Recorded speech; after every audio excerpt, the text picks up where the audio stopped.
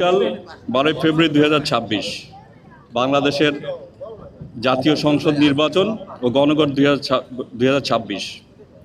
এই নির্বাচন ও গণভোটকে অবাধ, সুষ্ঠু, নিরপেক্ষ ও গ্রহণযোগ্য হিসেবে অনুষ্ঠিত করার লক্ষ্যে বাংলাদেশ সেনাবাহিনীর 7 পদাতিক ডিভিশন বরিশাল বিভাগের সকল জেলা এবং মাদারীপুর এবং বাগেরহাট জেলায় অন্যান্য আইনশৃঙ্খলা বাহিনীর সাথে মোতায়েন আছে এবং আমরা সর্বোচ্চ প্রস্তুতি নিয়ে রয়েছি। আপনারা জানেন যে আমরা সর্বদা নিরপেক্ষভাবে এবং পেশাদারিত্বের সাথে আমাদের উপর অর্পিত সকল দায়িত্ব পালন করি এবং এই ধারা অব্যাহত থাকবে।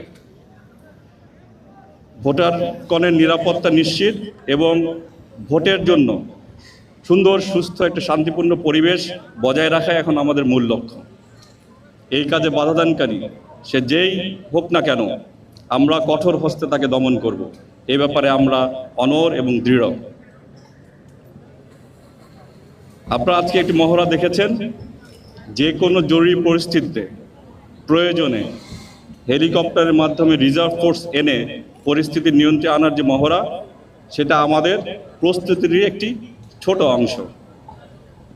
শুধু বরিশাল জেলায় নয়, 7 পদাতিক ডিভিশনের যে কোনো স্থানে, সেই হিসাবে বাংলাদেশের যে কোনো স্থানে আর্মি এভিয়েশন হেলিকপ্টার এই ধরনের অভিযান পরিচালনার জন্য সর্বদা প্রস্তুত আছে।